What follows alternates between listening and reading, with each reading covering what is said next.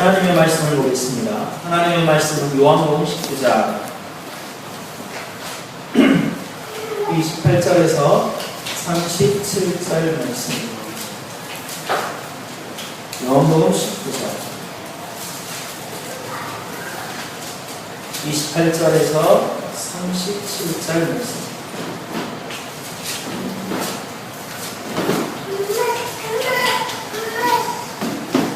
제가 문독해 드리겠습니다. 요한복음 19장 28절에서 37절.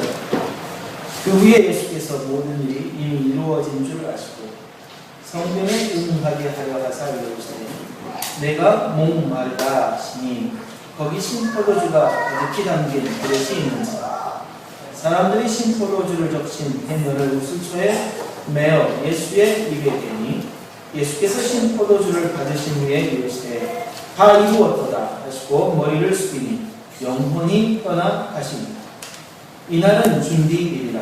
유대인들은 그 안식일이 큰 날이므로 그 안식일에 시체들을 십자가에 두지 아니하려 하여 빌라도에게 그들의 다리를 꺾어 시체를 치워달라 하니 군인들이 가서 예수와 함께 못 박힌 첫째 사람과 또 다른 사람의 다리를 꺾고 예수께 이르러서는 이미 죽으신 것을 보고 다리를 꺾지 아니하고 그중 한 군인이 창으로 옆구리를 찌르니 곧 피와 물이 나오더라. 이를 본 자가 증언하였으니 그 증언이 참이라. 그가 자기의 말하는 것이 참인 줄 알고 너희로 믿게 하려 함이니 이 일이 일어난 것은 그 뼈가 하나도 꺾이지 아니하리라 한 성경을 응하게 하려 함이라. 또 다른 성경에 그들이 찌른 자를 보리라 하였느니라. 아멘. 오늘은 죽으심을 믿사오니 라는 제목을 가지고 하나님의 말씀을 함께 나누도록 하겠습니다. 오늘 본문은 예수 그리스도가 십자가상에서 이제 마지막으로 죽으신 장면이 나옵니다. 예수 그리스도가 이미 모든 일이 이루신 것을 아시고 그렇게 이야기를 하고 있습니다. 이미 모든 것을 이루었다는 것은 예수님이 이 땅에 오신 목적을 다 이루었다. 하나님께서 예수 그리스도를 이 땅에 보내셨는데 하나님께서 이 땅에 보내신 목적대로 예수님이 인생에 있어서 마지막 모든 그 사역을 다 끝내셨다는 것입니다. 인간에게 적용을 한다면 그것입니다. 하나님께서 한 인간에게 허락하신 인생의 목적과 의미를 이제 다 이루었다. 그래서 이제 나는 다 이루었다. 라는 그런 마음인 것 같습니다. 그런 말입니다. 예수님께서 모든 것이 역사적인 사실, 그러니까 잡히시고 태어나시고 잡히시고 그리고 빌라도에게 재판을 받으시고 십자가에 못 박혀 죽으셨다라는 사실은 역사적 사실입니다. 역사적 사실이라는 이야기는 일어났다라는 거예요. 이러한 사건이 일어났다. 예수라는 실제 인물이 있었고 그 예수라는 실제 인물이 재판을 받고 십자가형을 받았다는 사실 그리고 십자가에서 죽었다라는 사실이 사실이었다라는 것입니다. 그래서 그러한 예수 그리스도가 오셨다라는 것이 역사적인 사실이라는 것을 어느 누구도 다 알 수가 있는 내용들입니다. 왜냐하면 역사를 뒤지기만 하면 되니까. 그런데 그 역사적인 인물 예수 그리스도가 하나님이셨지만 세상의 죄를 해결하기 위하여 인간의 몸을 입으셨다라는 것. 또한 예수 그리스도가 나면서부터 인간이 받을 수 있는 모든 고난을 다 지셔서 심지어 죽음까지 홀로 인간의 모든 죄를 다 짊어지고 죽으셨다라는 것. 끝내는 그 인간이 받아야 하는 모든 죄값을 다 치르시고 부활하셨다라는 사실. 그러니까 이것에 대한 믿음은 예수 그리스도가 역사적으로 실존한 인물이라는 사실을 아는 사람임에도 불구하고 이러한 믿음의 내용에 대해서는 믿지 않는 사람이 참으로 많다는 것입니다. 이러한 내용을 믿을 수 있는 것은 유일하게 하나님의 은혜가 아니면 이런 사실이 믿을 수 없다. 이런 사실이 믿어진다. 왜 내가 믿어지는지는 모르겠지만 아무튼 믿어진다면 하나님의 은혜를 받았다는 사실에 대해서 기뻐하시기 바랍니다. 그리고 하나님에게 감사하시기 바랍니다. 그런데 그러한 믿음과 상관없이 그러한 사실이 믿어지지 않는 사람이라 할지라도 또한 이러한 사실이 믿어지는 사람이라 할지라도 이러한 내용의 이야기를 들을 때 정말 이러한 의심이 들 수 있습니다. 이러한 궁금증이 생길 수 있습니다. 어떤 궁금증입니까? 아니 예수라는 분이 자신의 죄를 해결하기도 급할 것인데 남의 죄까지 해결한다는 것이 이게 가능하냐. 그리고 남의 죄를 대신해서 죽었다라는 것이 과연 그게 효력이 있을 것인가? 아니 꼭 죽어서 이런 일들을 가능하겠네. 하나님이 사랑하는 하나님이라는데 왜 그렇게 당신의 아들을 흉측한 죽음으로 내몰아서 죽게 하냐 이 말이야. 그렇게 하지 않아도 되지 않겠느냐. 다른 방법으로 우리의 모든 죄를 다 해결하고 그 해결에 대한 모습들을 우리들에게 보여줌으로 말미암아 그렇게 너희들이 살기를 바란다. 할 수 있지 않겠냐 이 말이야. 왜? 십자가의 처절한 어떤 고난과 그리고 죽음을 하는 것을 꼭 맞이해야 할 것이냐라는 거죠. 그리스도께서 꼭 죽어야만 하셨느냐. 우리는 여기에서 한 가지를 딱 짚어 넘어가 봐야 할 것이 있습니다. 이겁니다. 여러분, 죄를 지은 사람이 자신의 그 죄에 대한 죄값을 결정합니까? 아니면 그 죄를 심판하는 심판자가 그 죄값을 결정하는 것입니다. 죄를 짓는 사람이 자신의 죄가 내가 이만큼이니까 내가 한 달 정도 감옥에 있을게. 그러면 되겠지. 하고 이렇게 이야기를 한다면 여러분 납득이 되십니까? 사람을 죽였어.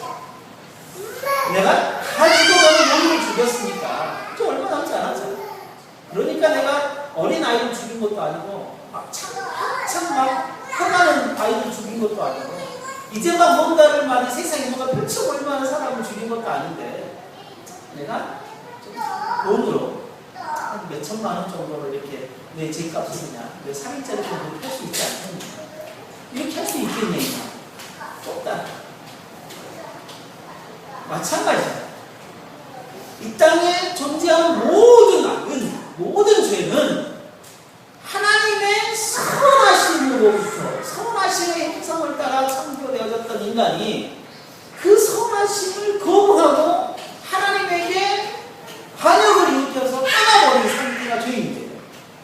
그러니까 죄를 범한 인간이 스스로 자신의 죄에 대하여 해결할 뭔가의 결정을 할 수 있겠냐 이 말이에요. 없다. 그러할 때에 그 인간의 죄의 당사자, 그러니까 그 인간의 죄로 말미암아 상처를 입은 마음에 상처를 입은 하나님께서 결정하신 게 뭐냐면 너희의 죽음, 너희의 죄는 죽음으로 갚아야 돼. 그러니까 너희의 죄는 곧 죽음이다 라는 사실에 대해서 하나님이 결정을 해놓은 상태라는 거예요. 그래서 예수 그리스도가 아니더라도 우리가 죽어야 하는 상황이라면 죄를 지어야 하는 죄를 짓고 죄에 대한 책임을 져야 할 것이라면 우리는 죽음으로써 그 죄에 대한 책임을 져야 합니다. 그런데 하나님은 우리들에게 죄에 대한 책임으로 죽음을 우리들에게 요구하셨는데 인간에 대한 하나님의 사랑이 그것을 내버려 둘 수가 없었다.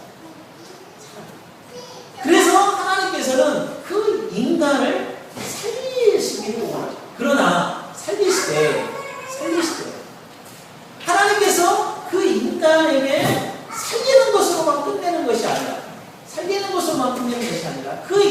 인간과 영원한 교제함을 이루시기 위하여, 영원한 교제함을 이루시기 위하여 당신의 아들을 보내셔서 당신의 아들을 보내셔서 인간의 죄를 해결하고 당신의 아들을 통하여서 하나님에게로 인간을 오게 하셔서 하나님과 인간이 관계를 맺게 다시 회복시키는 일들을 하게 하신 것이 하나님.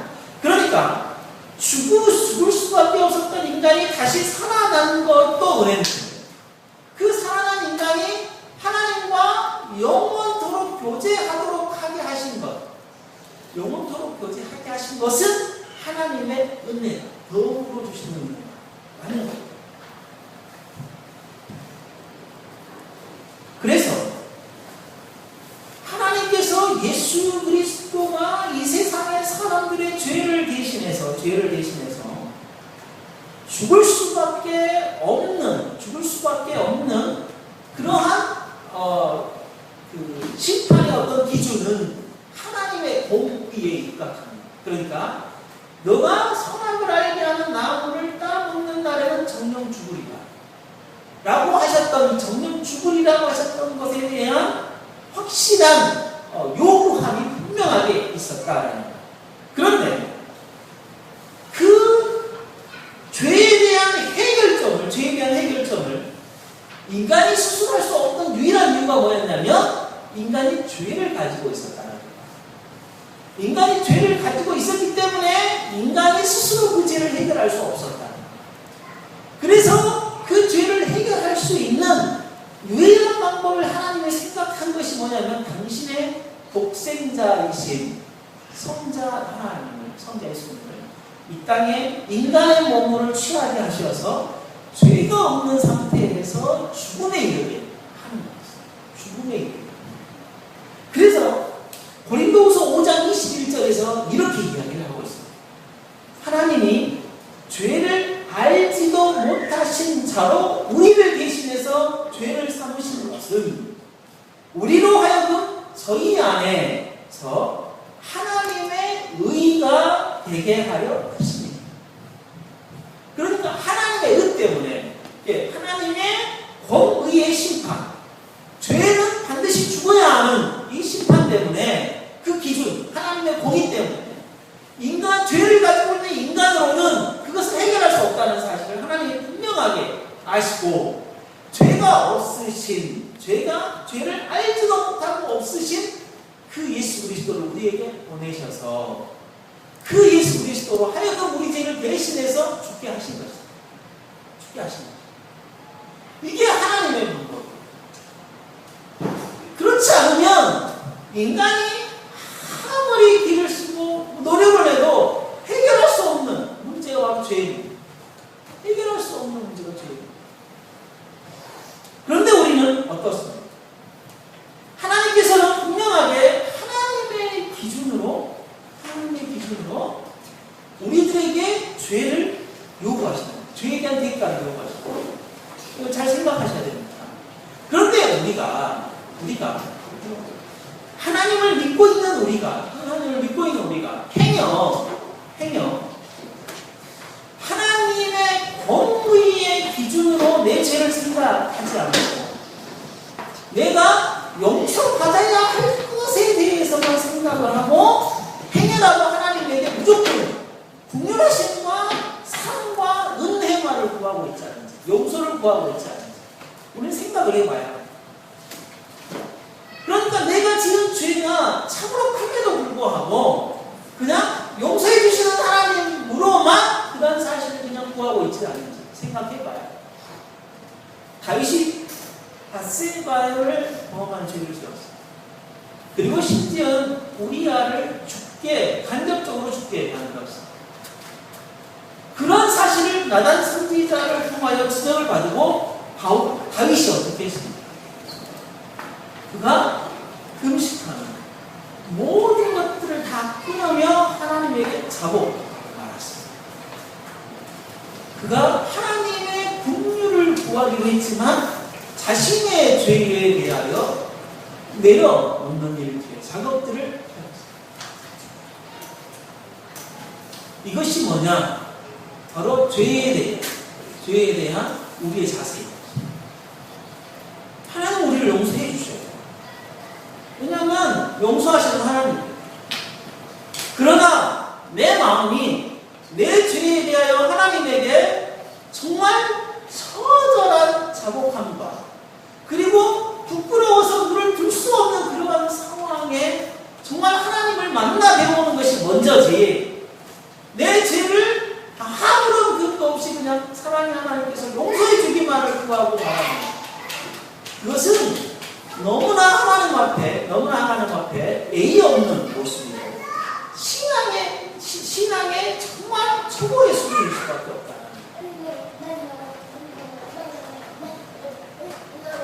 이러한 예수님의 죽음, 그러니까 하나님의 법리에 따라서 예수 그리스도가 오셔서 죽을 수밖에 없었던 이러한 것은 결국 우리를 위해 죽으셨어요.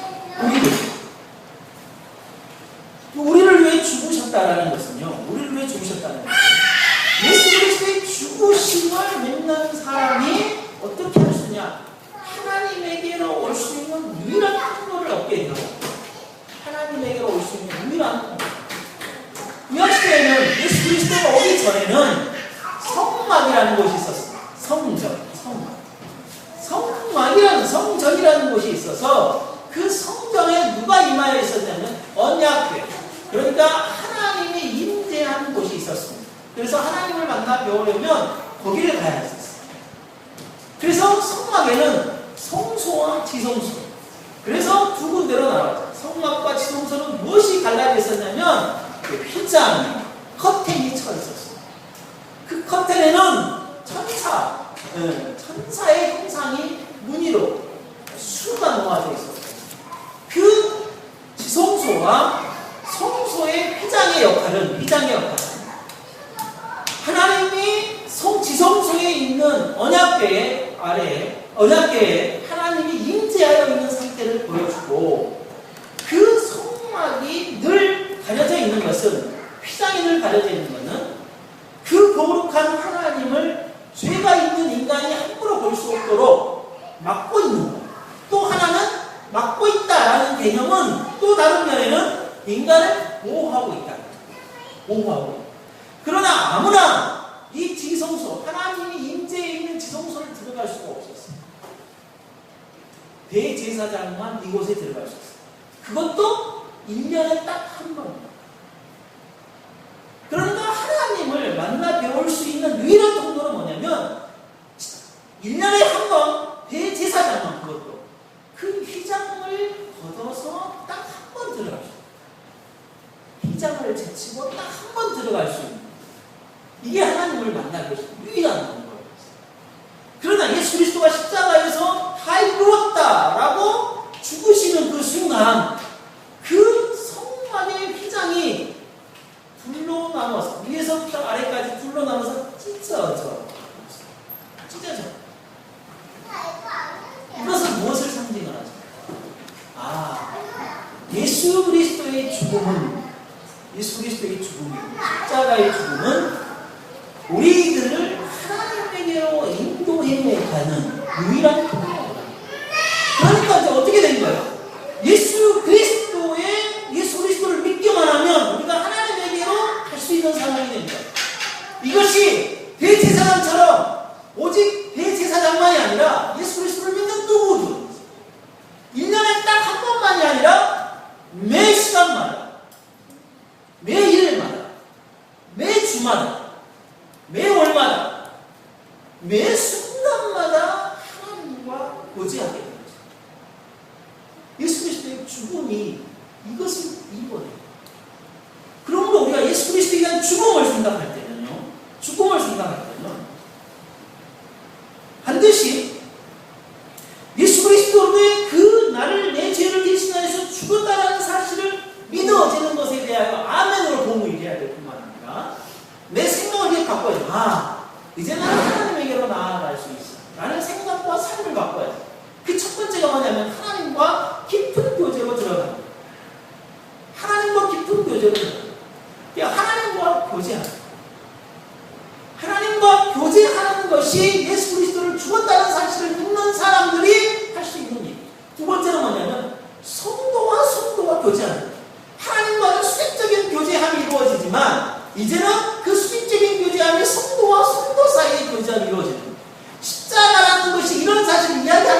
절대 아니에요. 그러나 십자가를 가지고 이런 의미를 설명할 수는 있어요. 십자가 꼭 그런 의미를 부여하는 건 절대 아닙니다. 그러나 십자가가 수직으로 그리고 수평으로 이루어진 이 십자가는 하나님과 우리 사이의 교제함을 이루기 위하여 보여주는 하나와 십자가를 통하여서 인간과 인간 사이의 수평적인 교제함을 이루기 위한 의미로 볼 수 있어요. 그러나 꼭 그 십자가가 그런 의미는 절대 아닙니다. 그리고 또 하나는 우리가 그 예수 그리스도의 죽음을 믿음으로 말미암아 하나님에게로 갈 수 있었다라는 사실은 우리가 그러한 사실에 대한 은혜를 입었다라는 것. 결국은 우리뿐만 아니라 우리 외에 또 다른 사람도 이러한 은혜를 입어야 할 사람이 있다는 사실. 그래서 성경은 그 십자가에 못 박혀 죽으신 예수 그리스도 외에는 복음으로 전할 것이 없다. 그러니까 예수 그리스도가 십자가에 못 박혀 죽었다라는 사실로 세상에 복음을 선포하는 일을 합니다.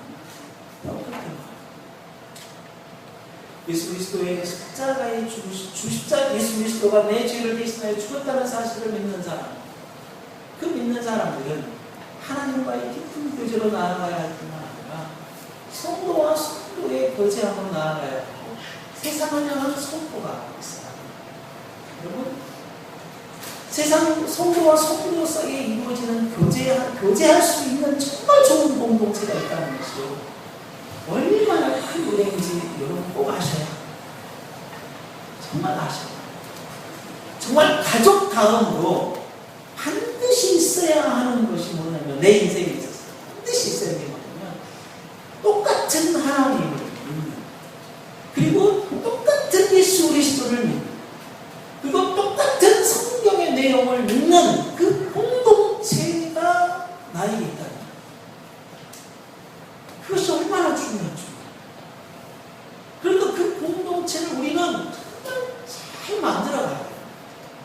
이 공동체가 없으면요, 정말 이 좋은 공동체가 없으면 반드시 좋은 사람의 신앙도 개인주의 신앙으로 가요. 나만 신앙이 좋으면 되지, 내 신앙만 잘 지키면 되지, 그렇게 가버려요. 그러나 정말 그러한 좋은 공동체가 있는 사람은요, 그 공동체를 통하여서 하나님의 나라를 더불어 누리기도 하고요. 정말 우리 안에 이 하나님 믿는 것이 막 기뻐지고 이게 의미가 막 생기고, 이게 정말 공동체가 우리 안에 있는 것이 중요해요. 우리는 예수 그리스도를 믿음으로 공동체가 이루어졌고, 그럼 이 공동체는 예수 그리스도를 믿는 믿음의 공동체로서 그 믿음의 자리로 나아가 정말 좋은 공동체, 정말 나에게 가족다움으로 꼭 필요한 공동체, 그런 공동체가 꼭 그런 공동체를 만들어야 하겠습니다. 그런데 왜 예수님이 우리의 죄를 대신해서 죽으셔야 했나는 이야기를 했어요. 안 죽어도 되지 않냐. 근데 지금까지는 죽으셔야 하는 이유를 이렇게 분명하게 이야기를 했어요. 그러할 때 왜 그렇다면 십자가냐? 왜 십자가? 왜 십자가에 죽어야 했냐라는, 나중에 교회 공동체라는 사실을 알리기 위해 십자가를 죽게 하셔서 십자가 이렇게 한 거냐, 아니면 꼭 그 십자가라는 것에 어떤 죽음이라는 어떤 형태가 어떤 의미가 있냐. 세례 요한처럼 목배임을 당할 예수 그리스도가 세례 요한처럼 목배임을 당해서 죽을 수도 있지 않습니까? 또 스티반처럼 돌에 맞아서 죽을 수도 있지 않아요? 그 다음에 또 살아온 짐승에게 그냥 잡혀서 그냥 먹혀서 죽게 할 수도 있고, 그 다음에 굶겨서 죽을 수도 있고, 그 다음에 믿음의 선배들이 복음을 전하다가 정말 죽었던 그 죽음의 방법으로 그냥 죽을 수 있지 않겠냐 이 말이에요. 그런데 어떤 방법으로 죽든지 간에, 십자가에 못 박혀 죽든, 예수 그리스도가 십자가에 못 박혀 죽든지 간에, 돌로 맞아 죽든지 간에, 그 다음에 사자에 박혀서 죽든 간에, 목배임을 당하여 죽든 간에, 돌에 맞아 죽든, 어떤 죽음을 죽었더라도, 예수 그리스도가 어떤 죽음을 죽었더라도 예수 그리스도의 대속의 죽음은 변함이 없을 거라는 말이죠. 분명해요. 이거는 분명합니다. 그런데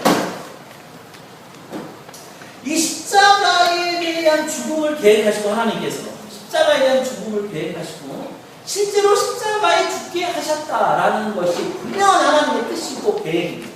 그렇다면 이 십자가는 과연 어떤 의미겠냐라는 우리 이 사실을 너무나 잘 설명해 주고 있는 책이 하나가 있는데 그게 이승구 교수님이 쓰신 사도행전이라는 책이 있습니다. 그 책에 대한 내용을 잠시 한번 소개해 드리도록 하겠습니다. 왜냐하면 저는 너무나 딸리니까. 근데 이 책에서 너무나 설명이 잘 되어 있습니다. 이렇게 설명되어 있습니다. 제가 잠깐 요약을 한번 해보도록 하겠습니다. 로마에서 로마 지배하에 있지 않습니까? 그때 당시가 로마라는 지배, 국가라는 그 나라의 가장 큰 형벌이 뭐냐면 반역죄입니다. 그러니까 로마가 세계를 지배하여서 로마라는 나라 자체 그리고 다른 나라는 식민지를 삼고 있기 때문에 그 로마라는 나라가 가장 큰 죄라고 여기는 게 뭐냐면 반역죄예요. 왜냐하면요 많은 식민지가 있기 때문에 한 나라의 반역이 일어나면 그 반역을 제압하고 난 다음에 반역을 죽은 자들을 잡아서 다른 나라에 뭐로 삼아야 되겠어요? 본보기로 삼아야 되지 않겠습니까? 그러할 때에 시행한 게 뭐냐면 십자가입니다. 그 반역죄에게 내렸던 형벌이 십자가형이었어요. 그래서 그 십자가 형벌을 내리도록 하게 한 거예요. 그래서 예수 그리스도가 당시에는요 십자가의 형벌을 받을 수가 없어요. 왜냐하면 빌라도가 죄를 찾을 수가 없었기 때문이에요. 그러나 유대인들이 십자가의 형벌을 요구합니다. 반역죄의 형벌을 요구합니다. 왜냐하면 유대인들이 무고한 사람을 죽일 수가 없었어요. 그렇기 때문에 십자가 형벌을 요구하면 이 사람이 반역을 일으켰다. 그래서 로마라는 나라에 분명한 죽일 수밖에 없었던 명분을 갖게 한 거예요. 그러니까 무고한 사람을 유대인들이 죽이고 난 다음에도 로마로부터 제재를 받지 않은 거예요. 십자가 형벌을 받아요. 근데 이 십자가 형벌을 하나님 왜 계획하셨냐면 이렇게 역사적인 사실에서 십자가 형벌을 받을 수밖에 없었던 그 사실이 뭐냐면 구약의 이인이 하나님께서 무엇을 말씀하셨냐면 신명기에 십자가형 나무에 달린 자는 하나님의 저주를 받은 자라고 그렇게 이야기했습니다. 구약에 신명기 21장 23절에 나무에 달린 자는 하나님께 저주를 받았으니 라고 그렇게 이야기를 했습니다. 예수님의 십자가의 죽음은 이런 구약적인 배경이 분명하게 있었습니다. 예수 그리스도의 제자들이 예수님이 십자가에 매달려서 죽었다는 사실을 이렇게 생각할 때 그리고 그 이웃의 사람들이 성경을 가지고 연구하고 성경을 가지고 하나님의 말씀을 선포한 사람들이 예수님의 십자가의 죽으심을 딱 생각할 때 어떤 구절을 생각하겠어요? 신명기 요 구절을 생각하겠죠. 나무에 달린 자마다 하나님의 그렇다면 메시아가 하나님의 저주를 받아. 그 하나님의 저주를 받은 것은 결국 뭐냐? 우리가 하나님에게 저주를 받은 것을 대신 다 받으신 거죠. 그렇죠. 또 하나의 더 깊은 의미는 뭐냐면 이걸 왜 하나님께서 진짜 나무에 사람을 매달려 놓도록 하게 하였냐면요 하나님에게 극단적인 죄를 범한 그러니까 인간에게 있어서 정말 흉측한 죄를 범한 하나님에게 정말 죄를 범한 사람은요 뭐냐면 그 사람은요 죽이라고 했어요. 죽이되 손에다가 피를 묻히면서 죽일 수 있어요? 없어요? 없어요. 피를 가까이 하는 사람도 뭐냐면은 정결치 못한 거거든요. 근데 사람을 죽이는 것이 하나님이 사람을 죽이도록 요구했는데 뭐 어떻게 가능한지. 그래서 뭐냐면 사람을 돌로 쳐서 죽이라고 했어요. 이게 굉장히 고통스러운 죽으면서도 뭐냐면은 직접적으로 손에 피를 묻히지 않고 죽이는 방법. 하나님의 어떤 저주는요, 하나님의 심판은 정말 처절해요. 그런 것 같아요. 그러니까 우리가 예수 그리스도 우리 우리를 대신해서 저주를 받지 않았다면 우리가 받아야 할 저주가 바로 그런 저주. 그런 사실에 대해서 우리가 정말 잘 알고 믿음으로 좀 확신했으면 분명하게 좋겠습니다. 그래서 그렇게 돌로 쳐 죽이고 난 다음에 뭐 하고 있냐면 십자가 매달려놓고 하는 거예요. 그러나 하루만 매달아놓고 하는 거예요. 이틀이 아니라 하루 저녁을 보내서는 절대 안 돼요. 하루만. 왜냐하면 하나님이 만드신 거룩한 땅을 더럽힐 수 없다. 그래서 이것에 대한 전반적인 것에 대한 총체적인 것들을 조합해서 이야기를 해보면요, 십자가에 매달린 것 자체가 저주라는 게 아니에요. 하나님의 법을 어기고 그 어긴 것에 대한 형벌을 받는 것이 저주. 그래서 십자가에 매달려 놓은 것은 하나님께서 제발 하나님을 믿는 백성으로서 너희들이 살아가는 삶의 방식에 있어서 좀 내 말을 어기지 아니하고 좀 철저하게 지키면서 살았으면 좋겠다라고 다시 효과를 거기에 좀 보여준 거예요. 그렇다면 예수 그리스도가 십자가에 못 박혀 죽으셨다는 것이 우리들에게 어떤 가시적인 효과가 있을 거냐? 어떤 가시적인 효과가 있을 거냐? 그거는 마태복음 16장 베드로의 그 사건을 우리가 좀 잘 알아야 되는 거예요. 그게 뭐냐면 예수 그리스도의 십자가에 못 박혀 죽으신 십자가에서의 죽으심은 우리들로 하여금 하나님의 말씀을 제대로 삶을 살아가야 할 것에 대한 메시지를 우리들에게 전해주고 있는 메시지를 전해주고 있는 베드로가 마태복음 16장 16절에서 주는 그리스도시요 살아계신 하나님의 아들이라고 아주 명쾌한 생각을 하지 않았습니까? 그러할 때에 예수님께서 그를 엄청나게 칭찬하시고 난 다음에 너의 그 고백으로 내가 이 땅에 교회를 세우고 그 교회로 말미암아 하나님의 나라를 온전하게 이루어가겠다는 사실을 분명하게 이야기할 때에 베드로가 너무나 기분이 좋았어요.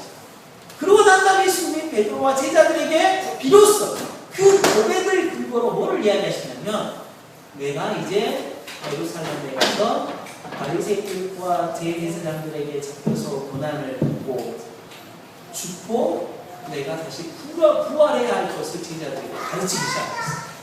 그때부터 베드로의 신앙 고백을 근거로 그때부터 그런 고백을 예수님께서 당신의 본 사역에 대한 이야기를 하기 시작했어요. 그 이야기를 딱 듣자마자 베드로가 뭐냐면 예수님의 바짓가락을 확 잡았습니다. 예수님, 절대로 그런 일이 있어서는 안 됩니다.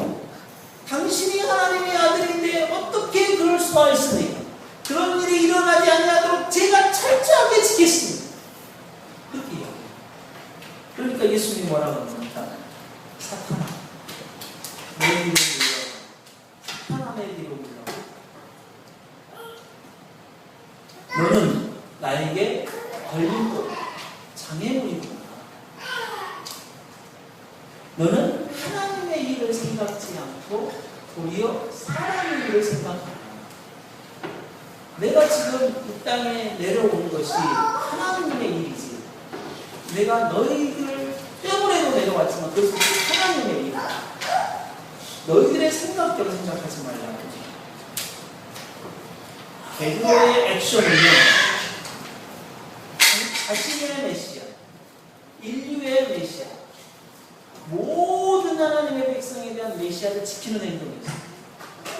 아니 당신이 어떻게 고난을 받고 한참한 인간들에게 매를 맞고 채찍질을 당하고 죽어야 할 수 있어. 아니 내가 정말 지키겠습니다.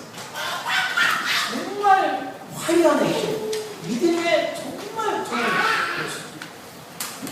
그러나 우리는 여기서 실수하지 않아야 합니다.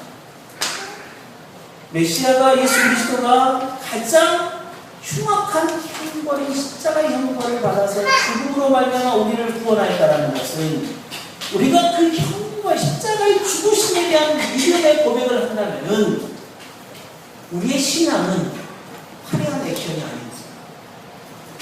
우리의 신앙은 아주 멋진 신앙이야. 달콤한 신앙이 절대 아닙니다. 십자가의 신앙. 우리 신앙이 그 신앙.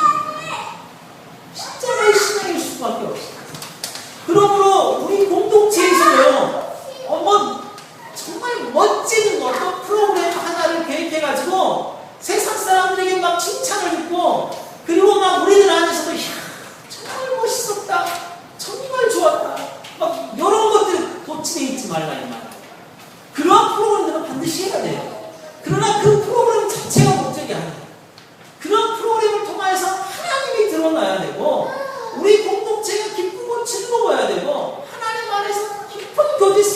더 들어가는 것이어야 되지 그 자체가 우리가 이루어가야 할 것이다. 그런 사실. 우리 이번에 얼마나 정말 재미있는 정규 수양회를 보냈습니다. 각자에게 의미가 있었고, 그래서 그러할 때 우리가 더 다짐해야 될 게 뭐예요?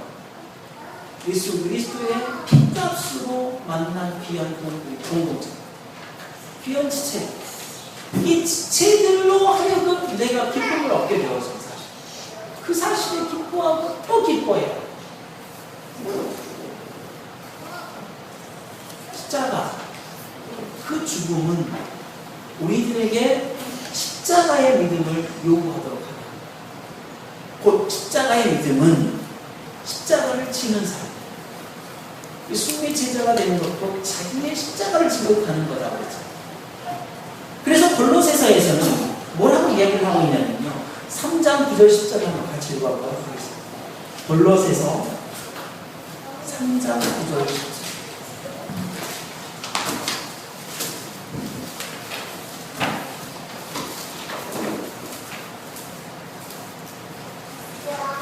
골로새 3장 9절 10절 같이 읽겠습니다. 시작. 너희가 서로 거짓말을 하지 말라. 옛사람과 불행이를 벗어버리고 새 사람을 입었으니 이는 자기를 창조하신 이의 형상을 따라 지식에까지 새롭게 하심을 이루는 자입니다. 이 골로새 3장 9절 10절 말씀에서 우리들에게 요구한 것은 뭐냐면 너희들은 옛사람을 죽이고 그리고 그 행위를 벗어버리고 새 사람이 되었다는 사실을 얘기하고 있습니다. 새 사람이 되었다.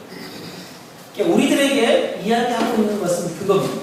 이제 너희는 새 사람, 그러니까 완전히 다른 사람이 되었다. 완전히 다른 사람이 되었으니까 그 새 사람처럼 살아라 이 말이에요. 새 사람처럼 살기 위해서 너희들이 해야 될 게 뭐냐? 옛사람이 하는 행동을 버려야 한다. 그래서 그 앞에 뭐라고 이야기하고 있냐면 3장 5절에 그러므로 이 땅에 있는 지체를 죽이라. 땅에 있는 지체를 죽이라. 곧 음란과 부정과 사욕과 악한 정욕과 탐심은 곧 우상 숭배이니 이것들로 말미암아 하나님의 진노가 임한다. 그러니까 우리가 예수 그리스도를 믿음으로 말미암아 새 사람이 되었는데 우리는 예수 그리스도를 믿기 전의 사람은 무엇을 이야기하는 거예요? 옛사람이라고 이야기하는 거예요. 근데 지금 하나님을 믿는 사람, 옛사람 그건 아니에요. 옛사람, 새사람이라고 이야기하는 기준점은 뭐냐면 하나님을 믿고 난 다음에 지금이에요. 우리가 하나님을 믿는 사람이 되었을 이 시점에서 예수 그리스도를 믿기 전의 상태를 옛사람, 예수 그리스도를 믿고 난 다음의 상태를 바로 새사람이라고 이야기하는 거예요. 그러니까 하나님 믿지 않는 사람은 옛사람이다 그게 아니에요. 지금 우리가 옛사람과 새사람 두 사람에 대한 이야기를 할 수 있는 거야.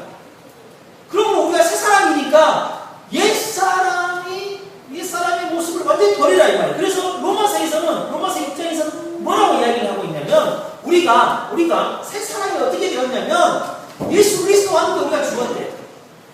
예수 그리스도와 함께 우리가 죽었대요. 그리고 예수 그리스도와 함께 우리가 고난을 받았대요. 그러니까 뭐냐면 우리가 죄에 대한 죄값을 예수 그리스도와 함께 고난을 받았대요. 그리고 죽었대요. 그 죄로 말이에요. 그리고 다시 살아났대요. 예수 그리스도와. 그래서 우리가 새 사람이 돼요. 그리고 새 사람이 된 사람은 다시는 하지 말아야 할 게 있다. 그게 뭐냐? 죄의 종노릇을 하지 말아야 돼. 죄의 종노릇은 뭐냐? 바로 옛사람. 그래서 로마서 6장 6절에 이렇게 이야기하고 있습니다. 우리가 알거니와 우리의 옛사람이 예수와 함께 십자가에 못 박힌 것은 죄의 몸이 죽어 다시는 우리가 죄에게 종노릇 하지 아니하게 하려 합니다. 우리가 이미 알고 있다 이 말이에요. 뭐냐면은 옛사람 예수와 함께 십자가에 못 박혀 죽었다라는 사실.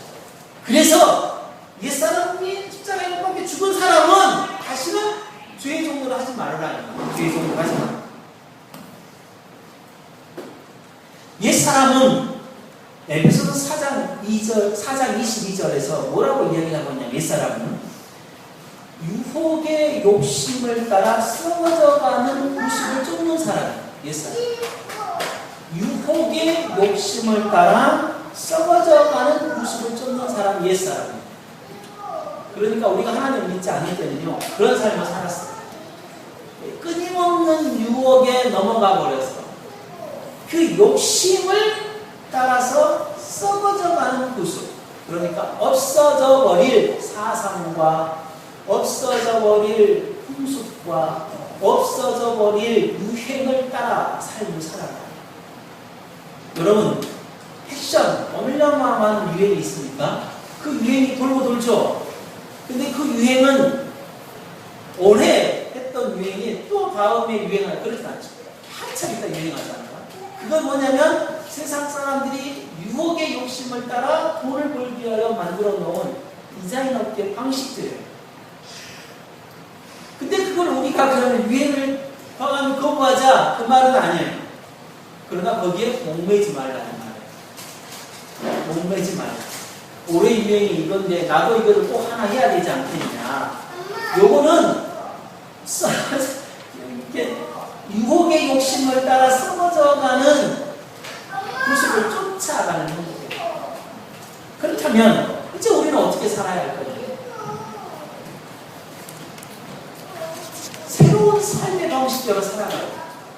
그래서 예수 그리스도를 믿는 사람이 뭐죠? 아줌마들은 밥을 할 때 내 새끼 따뜻한, 그리고 내 남편 따뜻한 밥 한 그릇 먹이려고 이제 밥 안 해야 돼. 그런 밥 하지 말아야 돼. 뭐요? 세상 속에서 하나님의 나라를 위해서 죽으라고 일하는 우리 남편을 위해 내가 하나님의 나라의 훌륭한 일꾼을 섬기는 마음으로 받아야 되는 거죠. 우리 남편들 정말 주옥 같은 우리 자식들 그리고 내 아내들 먹여 살리려고 일 그만해야 돼요. 일 그렇게 하지 마세요. 왜냐면 정말 하나님의 나라를 위해 죽으라고 일하시는 그리고 열심히 공부하고 생활하는 우리 자녀들을 위해 내가 하나님의 나라의 백성을 섬기는 마음으로 일해야 돼요. 바뀌어야 되는 거예요. 하나님을 믿는 사람이든 믿지 않는 사람이든 내 새끼 밥 따뜻한 거 먹는 거 먹이려고 밥하는 거 죽으라고 힘든데 일하는 그러지 말라 이 말. 우리 하나님을 믿는 사람은 새로운 사람인데 새로운 사람은 새로운 방식의 삶의 방식으로 가야 되는 거예요. 우리 학생들은 어떻게 해야 돼요? 죽으라고 공부해서 남 주려고 공부 그런 거 하지 말고 정말 내가 하나님께서 만드신 이 세상을 통하여서 이 세상에 펼쳐놓은 하나님의 펼쳐놓은 지혜를 통하여서 하나님을 더 알아가고 그리고 그 하나님을 더 깊이 알므로 지식을 알므로 하나님의 나라에서 정말 하나님의 나라를 경영해가는 그런 삶을 살아가요.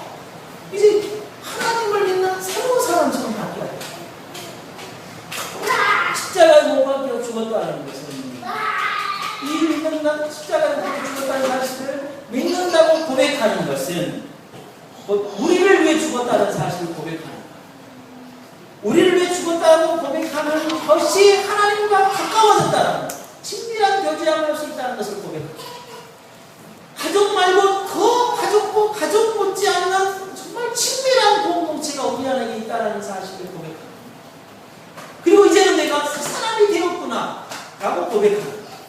이제 새 사람이 되었으니까 내가 진짜 새 사람처럼 이제 제대로 삶을 살아가야겠다라고 고백합니다. 언약 공동체 훌륭한 영혼들 정말 십자가에 못 박혀 죽으신 예수 그리스도를 신앙을 고백할 때마다 정말 이러한 삶을 살겠다고 고백합니다. 우리 모두가 되시기를 바랍니다. 네, 기도하도록 하겠습니다. 이제 내가 하나님의 백성입니다. 새로운 사람입니다. 내가 어떤 삶을 살아가야 하겠습니다. 예수 그리스도의 십자가에 못 박혀 죽으심으로 말미암아 내가 새로운 사람이 되었는데 그 예수 그리스도의 십자가에 못 박혀 죽으심으로 말미암아 정말 우리가 새로운 사람이 되었다고 고백하는 우리의 삶을 어떻게 해야 될지 고백합니다.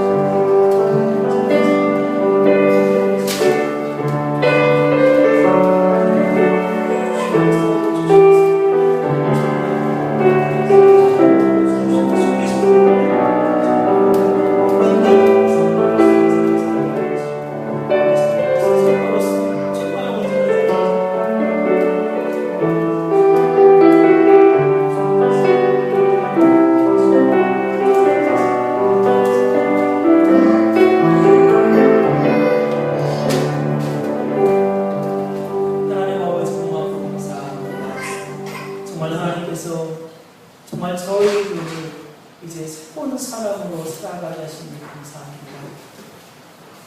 정말 하나님을 믿는 사람, 예수 그리스도와 함께 옛사람이 죽고 고난을 받고 정말 새로운 생명으로 다시 부활한 우리, 이제 정말 새 사람처럼 우리의 삶을 살아가는 우리 모두가 되게 하여 주시고, 그러한 믿음의 고백함들은 십자가에 못 박혀 죽으신 예수 그리스도로 가능하다는 사실을 늘 기억하고 그런 삶을 살아가고 고백하는 우리 모두가 되게 하여 주시옵소서. 감사드리며 우리 주 예수 그리스도로 기도드립니다. 다 같이 일어서 찬송과 함께 읽으시고